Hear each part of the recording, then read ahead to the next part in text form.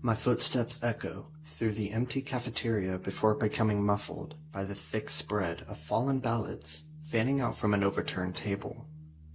The white sheets are strewn haphazardly throughout the room, their upturned faces revealing the dark spots of ink-filled bubbles mixed with the spray of red droplets. I grip the stolen rifle tightly and walk faster, attempting, but failing, to avoid looking at the body sprawled across the floor to my right. The pool of blood still expanding from beneath the crumpled form has soaked in dark amber. A white sheet of paper adorned with printed block letters asking that all registered ballot counters sign in here.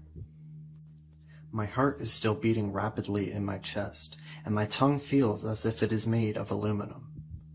I don't know if the man whose uniform I am wearing is alive or dead.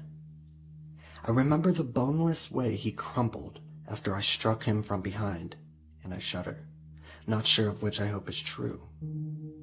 I was in the bathroom when I heard the rise of voices, the sound of heavy military boots hitting the floor, and then the sudden, shocking sound of gunshots and screams.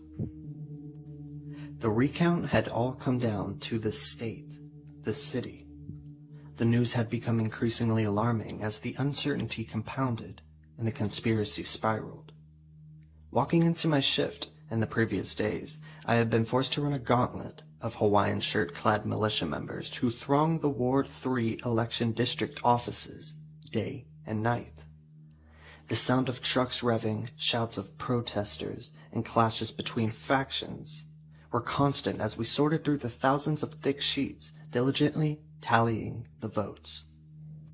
The executive order sending the army to the streets of Philadelphia had been mired in controversy, but I had first heartened when this morning I filed past strings of silent men and women in army uniforms rather than the usual cacophonous crowd.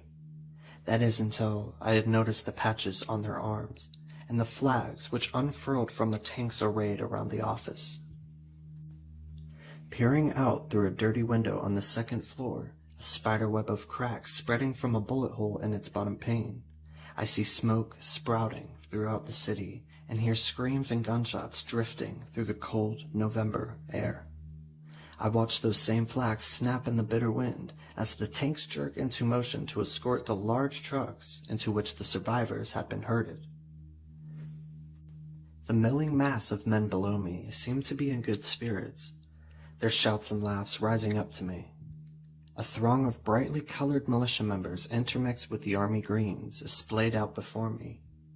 A parade of pickup trucks joins the convoy as it pulls away to the sounds of taunts and jeers from the crowd, and I watch the omnipresent blue and white flags, emblazoned with Trump 2020, roll past me.